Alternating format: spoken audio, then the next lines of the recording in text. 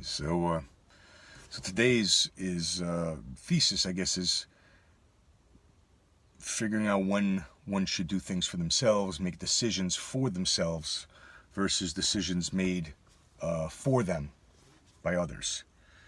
And the first time, when you're growing up, people tell you what to do. And you're either going to do it or you don't do it, and there's a number of tactics that you can do to, I think, any child to enforce or reinforce or cultivate a particular disposition. I think there's a genetic component, I'm sure, that allows certain children to be more resilient or stubborn or, let's say, I don't know what would be the word for, giving in, succumbing, or, I don't know, suckers. Whatever phrasing, whatever thing that, people have. And where I find it really expressive is, I grew up having a piano teacher. This guy, I don't know why I started playing piano. I guess because I was doing it when I was in Israel, but playing the piano so I can sort of read music. And I didn't like my piano teacher. How do I know? Because I never practiced. I never really cared to practice. I was never enthusiastic about anything that was in front of me. I just kind of did it and wrote through it, and every week would be a further embarrassment of like, why wasn't I practicing? And all he would do there is just watch me practice while he was there. And, get paid for it. There was a classmate of mine that really was amazing. Like the guy would be able to hear something and replicate it.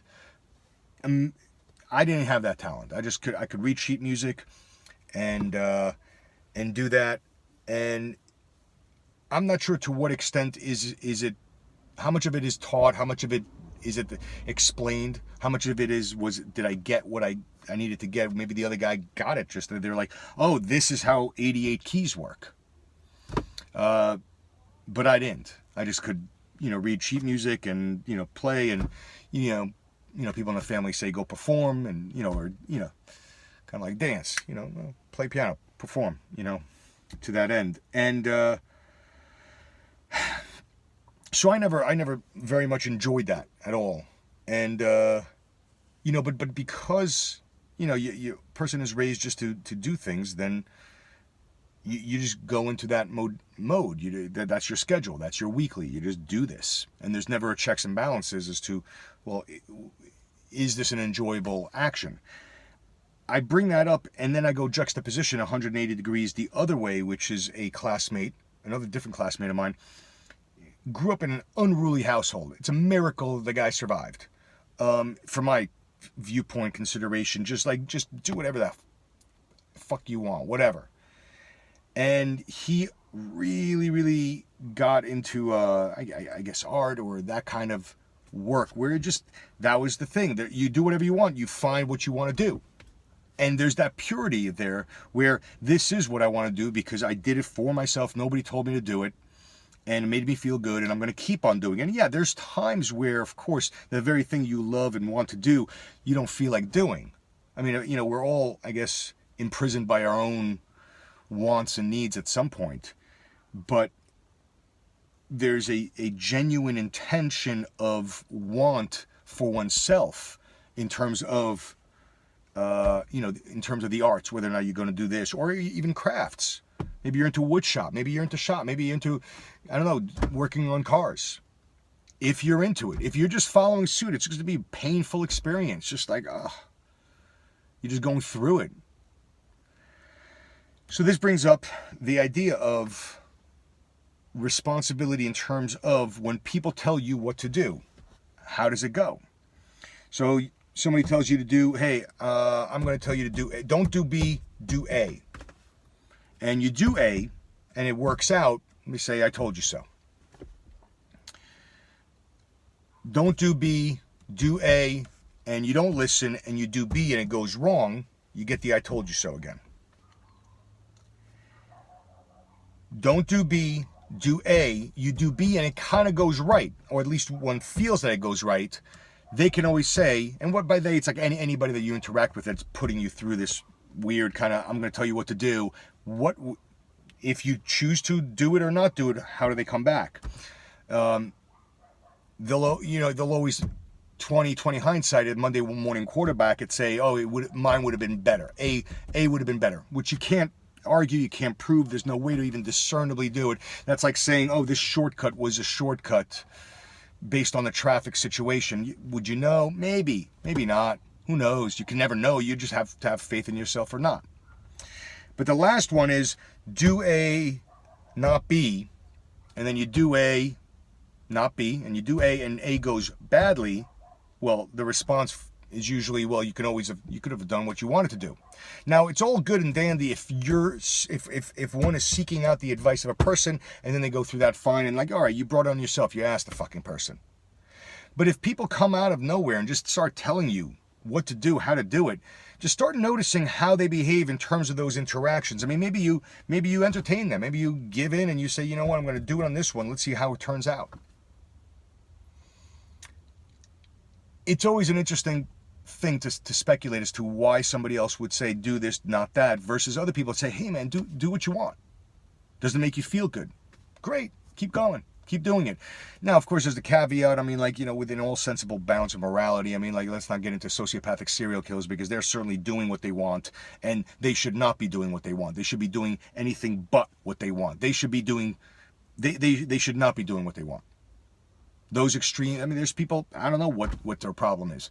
They have to use others and all that kind of stuff, but I'm just talking about, speaking of doing something for oneself. Like I'm interested in, I don't know, whether it's playing an instrument, some kind of craft, some kind of art, some kind of fitness, martial art, whatever one is attracted to, there it is. Does it serve you well? Well, you can, this can happen, this can go wrong. So then something can go wrong with anything, can it? To a certain degree. I mean, yeah, there's a safety in sitting on your ass and, sewing. You'll prick yourself every once in a while and you get it. But then there's the mobility thing. You're not mobile. You're sitting on your ass for 6-8 hours sewing. Good. So you made a bunch of clothes. That's great. But now you got like some kind of postural issues to worry about and some hip flexion issues to worry about. So there's always a trade-off, but the point of it is, did you enjoy what you did? Are you doing what you want to do?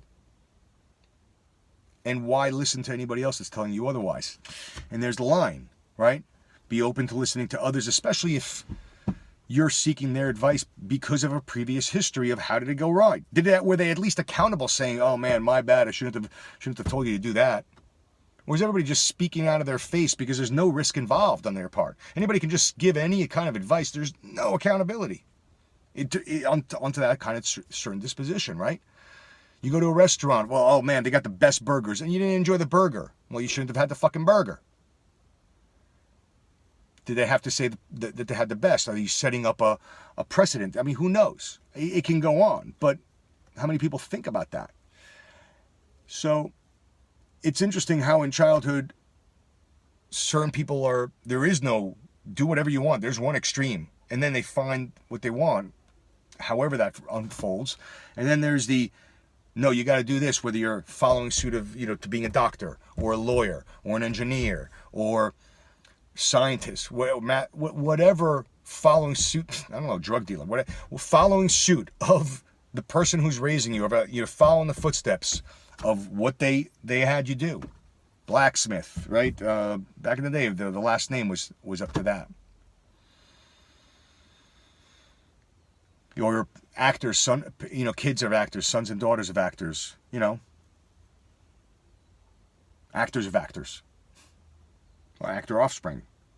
Then you have a legacy, and then you have the pressure on. What about people who, you have to go to this school? Do you want to go to that school? That school changed since you were there. Why isn't there that understanding? Especially if it's a good school, you should be smart enough to figure out that 30, 40 years a different school is made. It's not like the same exact type of culture, but nobody's thinking about that. You want to go for like an alma mater, maybe it has to be revisited, maybe things have to be reevaluated, or for whatever pretentious ego-ridden reason, it has to stay that stern. And then of course there's the flip side where there's just havoc, and of course you want to probably find somewhere in the middle, which is the gray area, which everybody's going to pick their own line in the sand, but at least it's not those outlying extremes. So I guess what I'm saying ultimately is if you're going to give advice, especially when no advice was asked, take ownership of it, right? I mean, be accountable if it goes the other way, right? Oh, because it's the easiest thing to say, well, you didn't listen exactly to what I said, or you didn't do it like I would have done it. Well, there's your out again, if you don't want to admit, like, no accountability. So I just find people interesting that are incapable or unwanting or unwilling to, to do that. But go out, give advice, try to be there, support for not too extreme either way, right? Anyway, I'm starting to ramble, but I think you get my point. So thank you for listening.